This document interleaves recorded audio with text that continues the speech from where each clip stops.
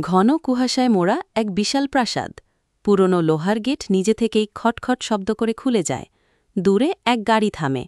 গাড়ির ভেতর 4 জন বন্ধু, সৌমি, মধ্যকুড়ি, সাহসী, সন্ধপ্রবণ, অভিক, শেষকুড়ি, গম্ভীর, রসিক, তৃষা, প্রথমকুড়ি, ভীতু, কুসংস্কারপ্রবণ এবং রুদ্র, মধ্যকুড়ি, হাসিখুশি, দুষ্টুমিপ্রিয়।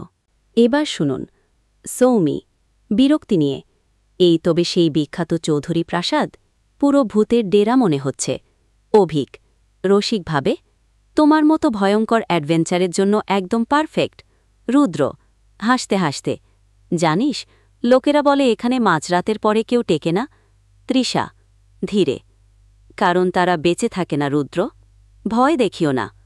তাদের নেমে আসার সাথে সাথে প্রাসাদের জানালাগুলি যেন তাদের দিকে তাকিয়ে থাকে। হাওয়ার সাথে অদ্ভুত একটা ফিসফিস শব্দ শোনা যায়। সবাই থেকে যায়। ঠিক আছে, এবার শুনুন অভিক, শুনলি এটা কে করল? সৌমি উত্তেজিতভাবে, এটা হাওয়া। চলো ভেতরে যাই। প্রাসাদের ভেতরে, অভ্যন্তরীণ প্রাসাদের ফয়ারে। রাত, একটা বিরাট পুরনো সিঁড়ি অন্ধকারে হারিয়ে গেছে। মেঝেতে ধুলো আর জাল। একটা ভাঙ্গা ঝাড়বাতি হালকা দুলছে। রুদ্র হাসতে হাসতে, এই যে ভূতেদের 5 তারকা হোটেল, মানে সব ফ্রি, ভয়ও আর জ্বালাও। তৃষা রুদ্র প্লিজ এইসব বলো না।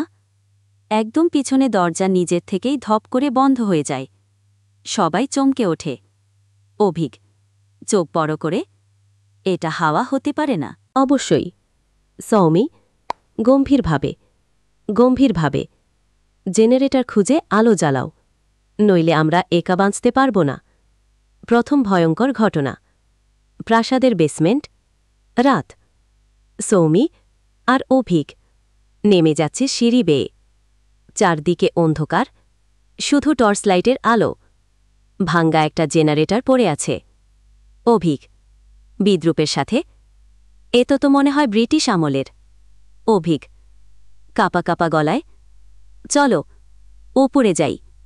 পোর্ট্রেটের ঘর, প্রাসাদের বসার ঘর। রাত, ঘরটায় অনেক বড় বড় ছবি ঝুলছে। সবগুলোই প্রাসাদের প্রাক্তন বাসিন্দাদের। তাদের চোখ যেন ঘরের চারপাশে চলাফেরা করছে। তৃষা ভয়ে, এই ছবিগুলো যেন আমাদের দেখছে। রুদ্র হাসতে হাসতে, আমায় দেখছে কারণ আমি সুন্দর। একটা ছবি হঠাৎ করেই মাটিতে পড়ে যায়। ছবির পেছনে একটা গোপন দরজা দেখা যায়। সৌমি চলো দেখি এর ভেতরে কি আছে। তৃষা চিৎকার করে, না, আমরা কেন যাব? এখানে থাকাই ভালো। গোপন পথ, অভ্যন্তরীণ গোপন প্যাসেজ। রাত, হঠাৎ করে একটা শিশুর হাসি ভেসে আসে। ঠান্ডা হাওয়া বোঝে যায়। অভিক চমকে ওঠে, এটা কি তোমার কাণ্ড? সৌমি গম্ভীর গলায়, তোমার কি মনে হয় আমি হাসলাম? টর্চের আলো কমে যায়। এক মুহূর্তের জন্য অন্ধকার। আলো ফিরে আসার পর দেখা যায় এক্ষুনি ছোট্ট জোড়া চোখ জলজল করছে। গোপন পথ, অভ্যন্তরীণ গোপন প্যাসেজ। রাত, সৌমি আর অভিক গোপন পথ ধরে এগিয়ে যায়। হঠাৎ করে একটা ছোট্ট ঘরে এসে পড়ে। ঘরটা ছোটদের খেলনায় ভর্তি।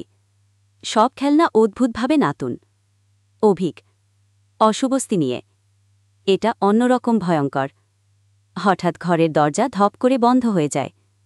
খেলনাগুলো নড়তে শুরু করে। একটা ঝুলানো ঘোড়া নিজের থেকে দোল খেতে থাকে। ঝাঁপ দাও খেলনা বাক্স, গান গাইছে। চারদিকে চক্কর। বাক্স খুলতেই এক বিকৃত মুখের পুতুল তাদের দিকে লাফিয়ে পড়ে। সৌমি চিৎকার করে, দৌড়াও। তারা কোনোভাবে দরজা খুলে পালিয়ে যায়। ভয়ের মাত্রা বাড়ছে। অভ্যন্তরীণ প্রাসাদের বিভিন্ন অংশ। রাত, পুরো প্রাসাদ যেন জীবন্ত হয়ে ওঠে। ছায়াগুলো হাঁটছে, দেওয়াল থেকে ফিসফিস আসছে, আর কোল স্পটগুলো তাদের পিছু নিচ্ছে। হঠাৎ অদৃশ্য হয়ে যায়। তৃষা কাঁদতে কাঁদতে, ও কোথায় গেল? আমরা কি ওকে ফেলে যাব? শুনুন গম্ভীরভাবে, আমরা যদি আলাদা হই বাঁচব না। চলো ওকে খুঁজে বের করি। মূল রহস্য একটা পুরনো ডায়েরি আর একটা কঙ্কালের সন্ধান পাওয়া যায়।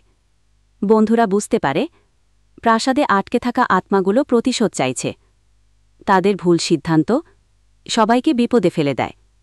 শেষ পর্যন্ত সৌমি একা টিকে থাকে, কিন্তু কিভাবে পালাবে সেটাও অজানা।